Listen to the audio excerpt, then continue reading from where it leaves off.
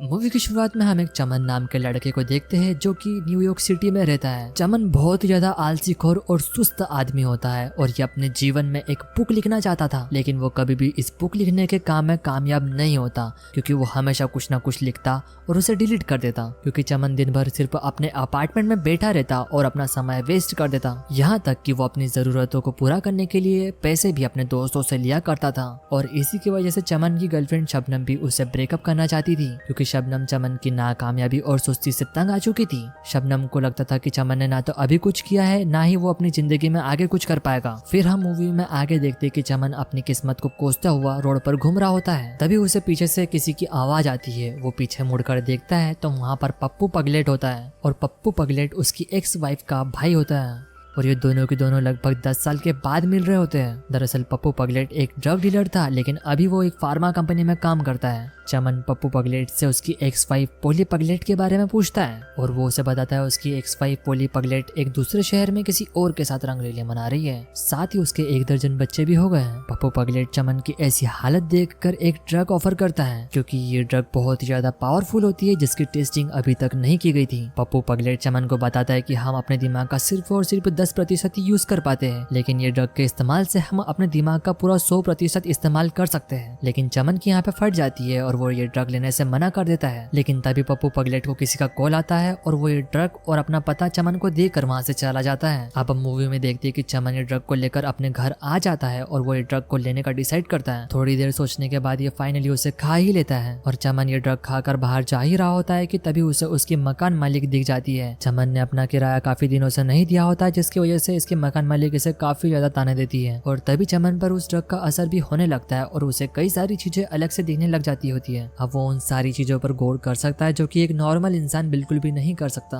क्योंकि अब उसका दिमाग बहुत ही ज्यादा फ्री और तेज हो जाता है। तभी चमन उसके मकान मालिक के हाथ में एक बुक देखता है और उसे कहता है कि ये लॉ की बुक है और आज तक चमन ने अपनी जिंदगी में जितनी भी किताबें पढ़ी थी वो सभी उसके दिमाग में घूम रही होती है क्योंकि उस ड्रग की वजह से इसके दिमाग में अब बहुत ही ज्यादा शक्ति आ चुकी थी और अब इसका दिमाग एक हाइपर माइंड हो चुका था। तभी वो अपनी मकान मालिक को एक किताब रिकमेंड करता है जो कि उसी की फील्ड से जुड़ी होती है और वो लड़की उससे इम्प्रेस हो जाती है और उससे अच्छे से बात करने लगती है और उसे कुछ नहीं कहती। और अब चमन के दिमाग में बहुत सारी बातें आ चुकी थी जो कि वो अपनी किताब में लिख सकता था। चमन जैसे अपने रूम में एंटर करता है उसे बहुत ज्यादा गंदगी फील हो रही होती है और क्योंकि उस ड्रग की वजह से अब ये बहुत ज्यादा एनर्जी फील कर रहा होता है तो ये पूरा के पूरा रूम क्लीन कर देता है 1 सेकंड में। अब वो अपने रूम को साफ सफाई कर वहाँ पर जितनी भी चीजें है सबको अपनी स्थायी जगह पर रख देता है। इसके बाद वो अपने लैपटॉप को खोलता है और अपनी बुक लिखने लगता है क्योंकि उसके दिमाग में अब ज्ञान का पूरा भंडार था। चमन ने आज तक अपने जीवन में जो भी बचपन से लेकर आज तक किया था वो सब की सब उसके दिमाग में चल रहा होता है और वो लगातार उसे बस लिख रहा होता है। और चमन रात भर जगकर अपनी बुक के लिए पूरे 100 पेजेस लिख लेता है जो कि बहुत ज्यादा हैरान करने वाली बात होती है और ये सब उस ड्रग की वजह से होता है। चमन जब अगले दिन सुबह उठता है तो वो उसकी लिखी गई बुक को एक पब्लिशर के सामने जाकर रखकर अपने घर वापस आ जाता है। कुछ टाइम बाद उस पब्लिशर का उसे कॉल आता है और वो उसकी बुक की बहुत ही ज्यादा तारीफ करती है क्योंकि उसने अपने जीवन में पहली बार इतनी ज्यादा अच्छी बुक लिखी हुई होती है। अब चमन के दिमाग में जो ड्रग का असर हुआ होता है वो पूरी तरीके से खत्म हो जाता है क्योंकि उस ड्रग का असर सिर्फ 24 घंटे तक ही रहता है। अब हम मूवी में आगे देखते हैं कि चमन को और भी ड्रग्स चाहिए होते हैं तो वो पप्पू पगलेट के वहाँ वो ड्रग्स को लेने के लिए चला जाता है। लेकिन तभी पप्पू पगलेट चमन से कहता है ठीक है ये ड्रग्स मैं तुम्हें दे दूंगा लेकिन तुम्हें इसके बदले मेरा एक काम करना होगा। चमन उसकी ये डील एक्सेप्ट कर लेता है।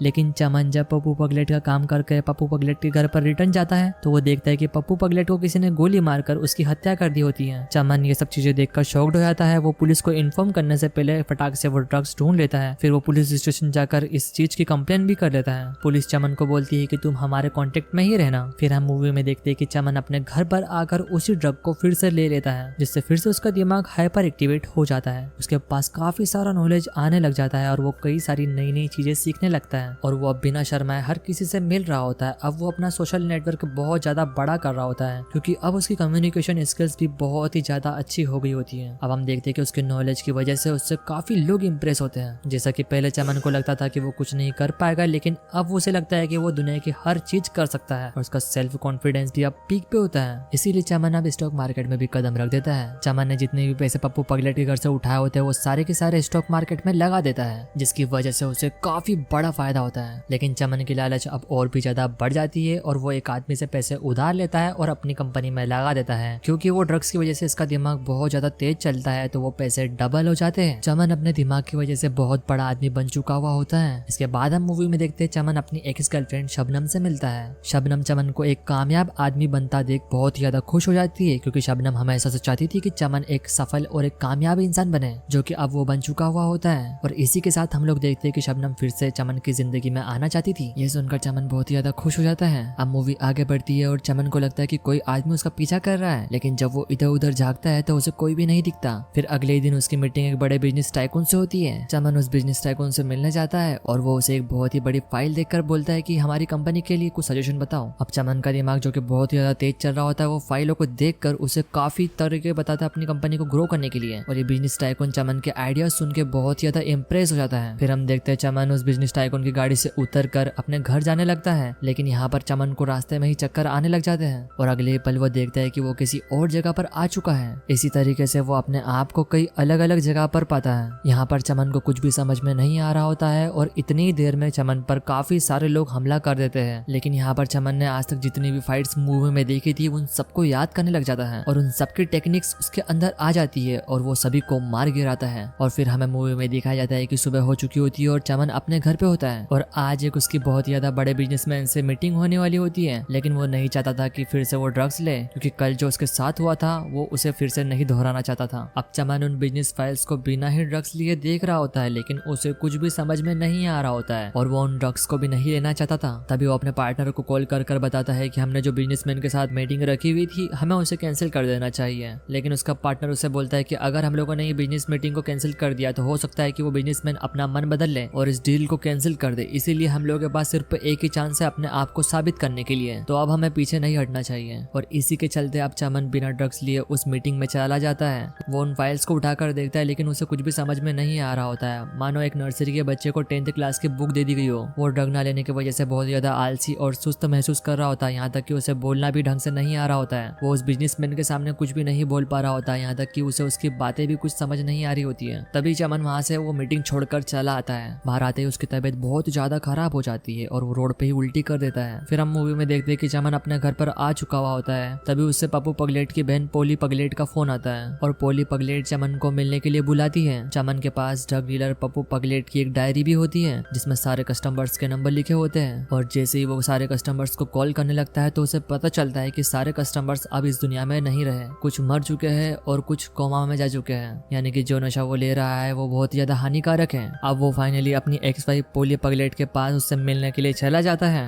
पोली पगलेट चमन को बताती है कि वो उसके भाई की डेथ से बिल्कुल भी परेशान नहीं हुई थी, क्योंकि मैं जानती थी कि उसके गलत कामों की वजह से किसी न किसी दिन उसके साथ ऐसा होगा। पोली पगलेट चमन को बताती है कि जो ड्रग्स तुम अभी ले रहे हो तुम्हारी सेहत के लिए बहुत ज्यादा हानिकारक है। वो उसे बताती है कि एक टाइम पर ये ड्रग्स में भी काफी ज्यादा लिया करती थी, लेकिन उसके साइड इफेक्ट से लोग पागल हो जाते हैं। पोली पगलेट चमन को बताती है कि अब उसने ये ड्रग्स लेना छोड़ दिया है और तुम भी धीरे धीरे ये ड्रग्स लेना छोड़ दो, नहीं तो इससे तुम्हारी जान भी जा सकती है। फिर हम देखते हैं कि चमन अपने घर पर जा रहा होता है, लेकिन रास्ते में उसे वो आदमी मिल जाता है जिससे चमन ने काफी सारे पैसे उधार लिए थे। अब वो आदमी बिना कुछ सोचे समझे चमन की धुलाई करने लग जाता है। उस आदमी की मार खाते खाते चमन की जेब में से वो ड्रग्स नीचे गिर जाते हैं। उस ड्रग को वो आदमी नॉर्मल ड्रग समझ के खा लेता है, जिसको खाने के बाद वो आदमी बहुत ज्यादा अच्छा महसूस कर रहा होता है। तभी वो चमन से कहता है कि मुझे मेरे पैसे नहीं चाहिए, बल्कि उसके बदले मुझे काफी सारे ड्रग्स लाके दो। यहाँ पर चमन के पास जितने भी ड्रग्स होते हैं वो सारे के सारे उस आदमी को दे देता है। वो आदमी उसे रख कर उसे काफी सारे पैसे भी देता है। इसके बाद चमन अपने घर दोबारा आ जाता है और वो शबनम को सारी बातें बता देता है कि आखिर उसने इतना सब कुछ कैसे किया और उसका दिमाग इतना तेजी से कैसे चल रहा है। चमन शबनम को बताता है कि वो आसानी से इस ड्रग को नहीं छोड़ सकता। शबनम चमन को इस हालत में नहीं देखना चाहती थी और वो उसकी हेल्प भी करना चाहती है, इसलिए वो फिर से ड्रग्स लेने के लिए चली जाती है। लेकिन जब शबनम रास्ते में होती है तो वो नोटिस कर दी कि कोई उसे फॉलो कर रहा है और जैसे ही शबनम पीछे मुड़कर देखती है तो हमें पता चलता है कि वही आदमी है जो कि काफी दिनों से चमन का भी पीछा कर रहा होता है। अब शबनम वहाँ से भागकर एक पार्क के अंदर चली जाती है जहाँ पर काफी सारे लोग होते हैं। तभी वो दो लोगों को अपनी हेल्प करने के लिए कहती है, लेकिन ये आदमी उन दोनों को मारकर गिरा देता है। शबनम ये सब चीजें देखकर बहुत ज्यादा डर जाती है और वो चमन को तुरंत ही कॉल कर देती है। चमन उसे कहता है कि तुम्हारे हाथ में जो ड्रग्स है उसकी एक गोली खा लो, जिसकी वजह से तुम्हारा दिमाग हाइपर कंडीशन में चला जाएगा और तुम्हें पता चल जाएगा कि तुम्हें ऐसी सिचुएशन में क्या करना है। शबनम भी ऐसे ही करती है और वो फटाक से वो ड्रग की गोली खा लेती है। वो ड्रग में से एक गोली निकाल कर खा लेती है, जिसकी वजह से उसका दिमाग काफी तेज हो जाता है और वो उस आदमी से बचकर घर वापस आ जाती है। शबनम घर आकर चमन से उस ड्रग के एक्सपीरियंस शेयर करती है कि उसे कितना ज्यादा अच्छा लगा था उसे खाने के बाद, जिसे चमन शबनम को कहता है कि अब आज के बाद ये ड्रग्स को तुम कभी भी इस्तेमाल मत करना और मैं भी इसे धीरे धीरे छोड़ने वाला हूँ। जब चमन अपनी खिड़की से बाहर झाँक रहा होता तो उसे काफी सारे लोग खड़े हुए दिखते हैं और ये उसी आदमी के गुंडे थे जिससे चमन ने पैसे लिए थे और जिसे चमन ने ड्रग्स की गोलियां दी थी। वो उसके घर के सामने इसलिए आगे खड़ा था क्योंकि उसे अब और भी ज्यादा ड्रग्स चाहिए थे। यहाँ पर हम देखते हैं कि चमन 2 बॉडीगार्ड हायर करता है क्योंकि उसे लग रहा होता है कि अब काफी लोग उसकी जान के पीछे पड़े हुए हैं। यहाँ पर हम देखते हैं कि चमन फिर से वो ड्रग लेता है और वो फिर से उस बिजनेसमैन से मीटिंग फिक्स करता है और यहाँ पर ये मीटिंग काफी अच्छी होती है। चमन उसे बताता है कि पिछली बार मेरी तबीयत खराब हो गई थी। अब यहाँ पर चमन ये भी जान गया था कि वो इस ड्रग को लेने के बाद प्रॉपर अपनी नींद ले, पानी पूरा पिए और अल्कोहल से दूर रहे तो वो जल्दी ठीक हो सकता है। और फिर हम मूवी में देखते हैं कि चमन फिर से उस बिजनेसमैन से मिलने के लिए जाता है और आज उस बिजनेसमैन ने कई सारे नए बिजनेसमैन को भी बुलाया था चमन से मिलने के लिए। और यहाँ पर हम लोग देखते हैं कि काफी ज्यादा बड़ी मीटिंग होती है और चमन ने सबके दिल जीत लिए होते हैं, यानी कि चमन अब बहुत ही ज्यादा जल्दी मिलकर इन सारे बिजनेसमैन के साथ काम करने वाला है और वो इन्हीं का हिस्सा बनने वाला है। लेकिन हम यहाँ पे देखते हैं कि जैसे चमन उसके घर जाता है तो वो देखता है कि उसके घर का सारा सामान बिखरा हुआ है,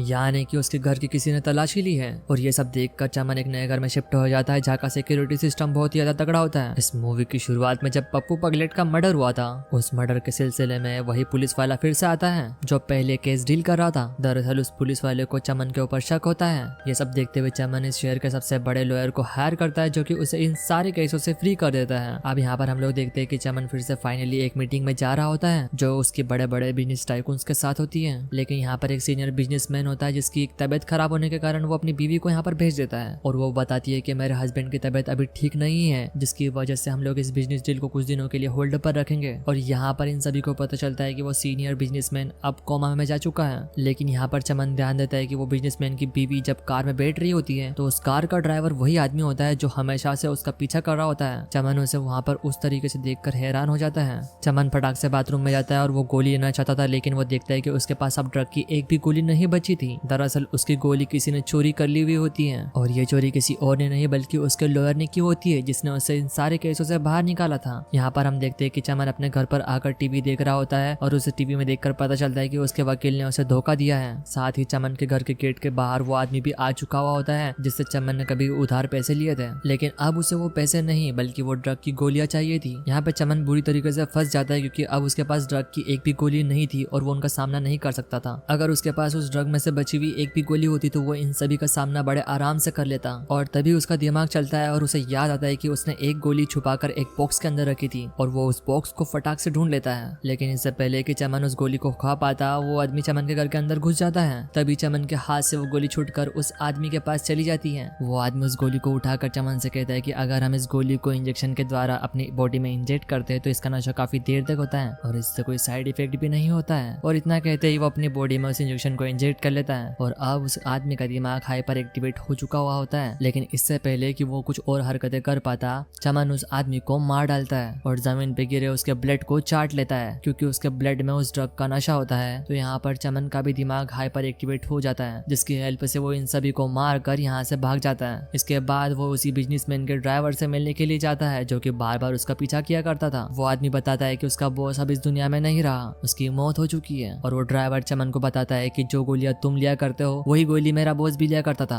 और उनके पास सारी गोलियां खत्म हो चुकी थी जिसको ना लेने की वजह से वो कोमा में चले गए थे और उसी के चलते उनकी बहुत ही ज्यादा दर्दनाक मौत हुई। तभी चमन उस ड्राइवर को बताता है कि उस वकील ने मुझसे गोली चोरी की थी, फिर उसके पास गोली होते हुए भी तुम्हारे बॉस को उसने गोली क्यों नहीं दी। दरअसल उस वकील ने इन लोगों को धोखा दिया होता है। और यहाँ पर चमन और ड्राइवर मिलकर दोनों उस वकील के घर पर जाते हैं। वहाँ पहुंचते ही ड्राइवर उस वकील को बंदी बना लेता है और चमन वो सारी की सारी गोलियां वहाँ से उठा लेता है। फिर यहाँ से मूवी आगे बढ़ती है और हमें 1 साल आगे दिखाया जाता है और फिर हम यहाँ पे देखते हैं कि चमन के द्वारा लिखी गई बुक बहुत ही ज्यादा फेमस हो चुकी थी। साथ ही चमन से एडिटर के पद के लिए भी खड़ा हो जाता है। फिर चमन का एक एम्प्लॉय आकर उसे बताता है कि एक बहुत ही बड़ी फार्मा कंपनी का ओनर आपसे मिलना चाहता है। वो उसका इंतजार ऑफिस में कर रहा होता है, लेकिन जैसे ही यहाँ पे चमन जाता है वो उसे देखते ही पहचान लेता है कि वो वही बिजनेसमैन है जिसके साथ उसने कभी काम किया था। वो बिजनेसमैन उससे कहता है कि मैंने ट्रेडिंग छोड़कर अपनी खुद की एक कंपनी बना ली थी जहाँ पर हम ड्रग बनाते हैं और मैं उस ड्रग के बारे में भी जान गया हूँ जो तुम हमेशा लिया करते थे, जिसके इस्तेमाल से लोगों का दिमाग बहुत ही स्मार्ट वर्क करता है। वो बिजनेसमैन चमन को कहता है कि मुझे पता चल गया है कि तुम इतने स्मार्ट वर्क कैसे करते हो और कैसे तुम्हारा दिमाग हमेशा हाइपर एक्टिवेट रहता है। और वो उसे कहता है कि तुम जो ड्रग लेते हो उसकी पूरी कंपनी को मैंने खरीद लिया है और मैंने उस लैब को भी बंद करवा दिया है जिसमें ये गोलियां बना करती थी और अब तुम्हें वो गोलियां नहीं नहीं मिल पाएगी, और अगर तुम चाहते हो कि वो गोलियां तुम्हें हमेशा मिलती रहे तो तुम्हें मुझसे एक डील करनी होगी, जिसके मुताबिक अगर तुम यूनाइटेड स्टेट के प्रेसिडेंट बन जाओगे तो तुम मेरे हर एक काम में मेरी मदद करोगे। लेकिन यहाँ पर चमन उस बिजनेसमैन को साफ साफ मना कर देता है। चमन कहता है कि मैं तुम्हारी किसी भी तरीके से मदद नहीं करूंगा, क्योंकि उस बिजनेसमैन को पता था कि हो ना हो चमन ही नेक्स्ट प्रेसिडेंट बनेगा। लेकिन यहाँ पर चमन अच्छे काम करना चाहता है तो वो उसकी शर्त को ठुकरा देता है, क्योंकि यहाँ पर चमन जानता है कि वो बिजनेसमैन उसका इस्तेमाल कर कर इस दुनिया में अपने काले कामों को फैलाना चाहता है। फिर चमन उस बिजनेसमैन को बताता है कि जिस गोलियों की तुम बात कर रहे हो उन्हें तो मैंने कब का लेना छोड़ दिया है, और यहाँ तक कि जिन गोलियों की तुम बात कर रहे हो उन्हें मैंने अपनी लैब में मॉडिफाई कर उनके सारे साइड इफेक्ट्स को हटा दिया था, और मैंने उसका एक एडवांस वर्जन भी बनाया था जिसका एक बार इस्तेमाल करने से पूरे जीवन भर तक उसका असर रहता है, और वो भी बिना किसी गोली को लिए। यहाँ पर वो बिजनेसमैन उसको धमकी देता है कि मैं तुम्हारी सारी पोल खोल दूंगा, और उसे धमकियां देता है। तभी चमन उसे बताता है कि वो जो गाड़ी आ रही है वो आगे खड़ी गाड़ी से टकरा जाएगी, और ठीक ऐसा ही होता है। उन दोनों गाड़ियों का एक्सीडेंट हो जाता है। तभी चमन उस बिजनेसमैन को कहता है कि मैं तुमसे 100 कदम आगे हूँ, यानी कि अब चमन के दिमाग की शक्ति इतनी ज्यादा तेज हो चुकी है कि वो फ्यूचर भी प्रिडिक्ट कर सकता है। तभी चमन उस बिजनेसमैन के दिल पर हाथ रखता है और कहता है कि तुम्हें बहुत सारी हार्ट की प्रॉब्लम्स होने वाली हैं और तुम्हें अपना ख्याल रखना चाहिए। और अब उस बिजनेसमैन को समझ में आ जाता है कि वो चमन का मुकाबला बिल्कुल भी नहीं कर सकता, क्योंकि चमन हर चीज में उससे 100 गुना आगे। और वो बिजनेसमैन वहाँ से चुपचाप चला जाता है। और यहाँ पर हम देखते हैं कि चमन अपनी गर्लफ्रेंड शबनम के साथ एक रेस्टोरेंट में आता है, और फिर ये लोग खुशी खुशी रहने लग जाते हैं, और यहीं पे हमारी मूवी एंड होती है। मूवी देखने के लिए आपका धन्यवाद।